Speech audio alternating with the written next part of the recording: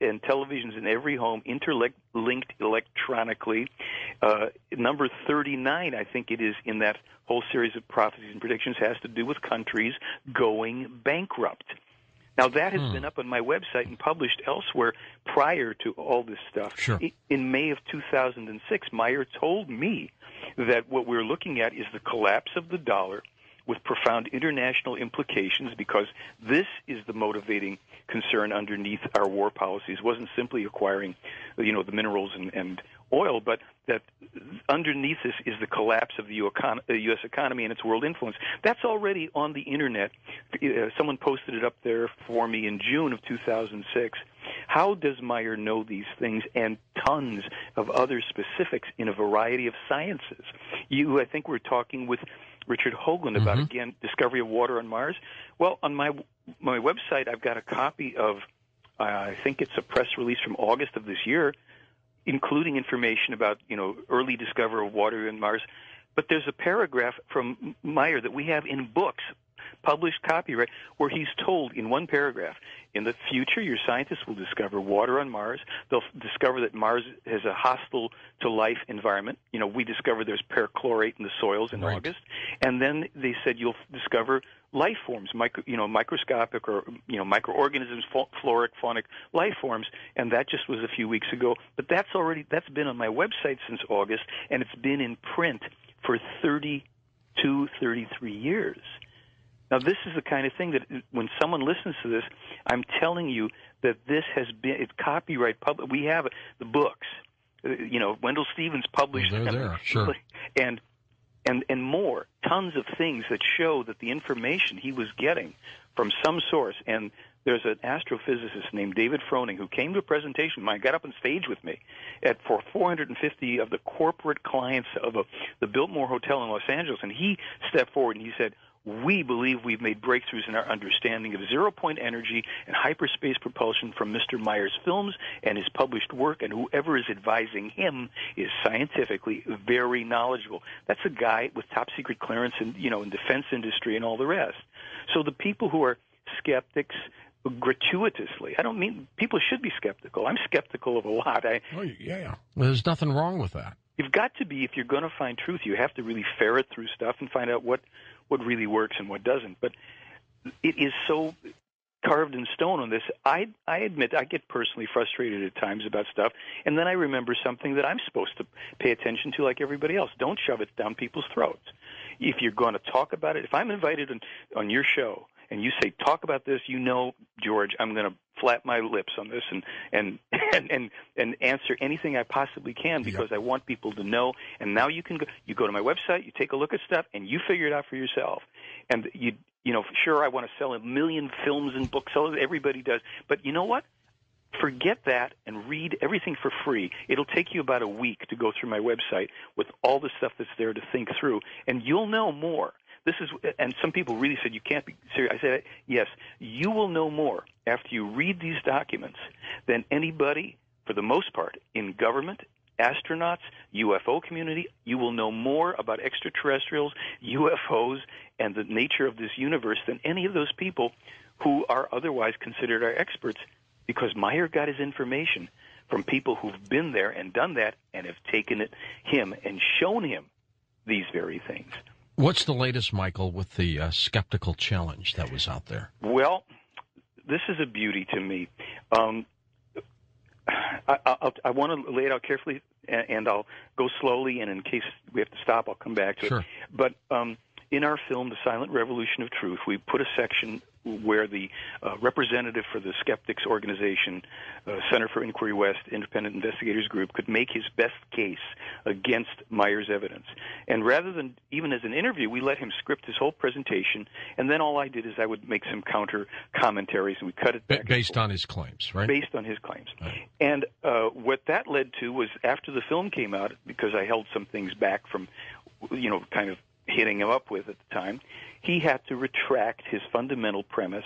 This is Derek Bartholomew of IIG, and their premise was that Meyer used model UFOs and model trees to hoax his UFO photos, his films, and his video. Now, he tried to show that photos of Meyer had, different photos with UFOs next to trees, were all the same tree. So I waited, and then I said, now look, you've shown some similarities, but why didn't you point out the fact that there's all these dissimilarities in these trees?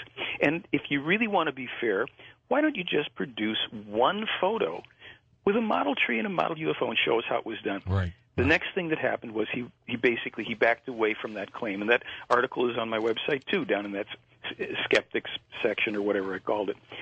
So that was part of it. Then that upset him, and he went to the producers, the special effects experts for Independence Day, and he said to them, "Hey, Michael Horn is claiming you said that this, were not models, and tell me, he was trying to get them to recant, and instead they said, well, this would be virtually impossible to do with models, and we could do it with, computer-generated imagery. But Billy didn't have that then. He didn't have it. He didn't have Photoshop.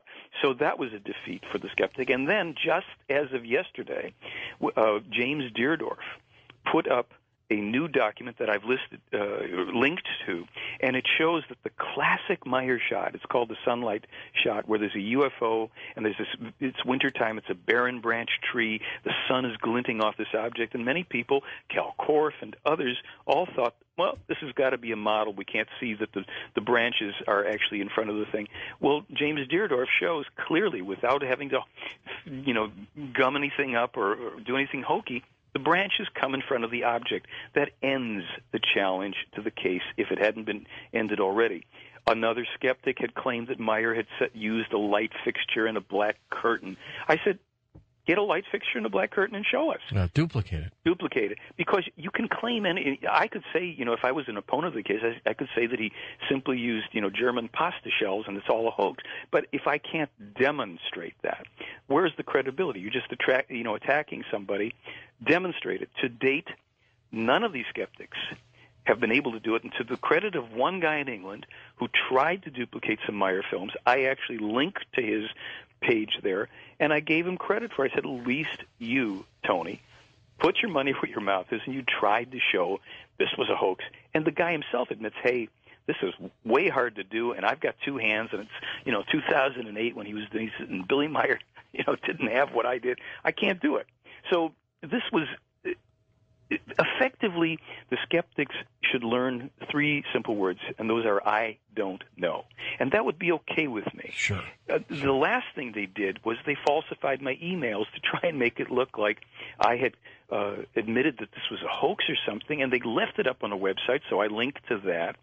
And basically, at this point, we have to say, look, there comes a time when we could all actually be very friendly and say, okay, we thought it was a hoax. We gave it our best effort. We can't substantiate that claim. We have to simply say, we don't know. Even if we won't admit that it's real, we back away from it. But there's pride and ego in a lot of fields. I have mine. They have theirs. Everybody's got their issues. And so they stick themselves in a corner. And that's okay, because the skeptical challenge to the evidence in the Meyer case is over. Now we have to deal, in my opinion, with the merits and the reasons behind. Let's face it, if there are UFOs that are of extraterrestrial origin, not just the military stuff, and if there are extraterrestrials piloting them, they're not doing this just to perform light shows for primitive Earth humans. There's a reason for this. And my contention is that the reason is to be found in the material, in the information, the guidance, the assistance, the help in the Meyer material that now covers more than 24,000 pages, of which maybe 4,000 or 5,000 pages are in English, but enough for us to take the next step. Michael, when we come back, we'll talk a little bit more about the Billy Meyer cases, and then we'll get into some very controversial items, such as the next big earthquake. Where will that be? Well, I'll be in Vancouver, Canada this weekend, and you can find me by getting some information by going to the coasttocoastam.com website. Click the calendar section. You'll see that right in the middle of the homepage, a little story about the travel schedule. And there are still some tickets available now.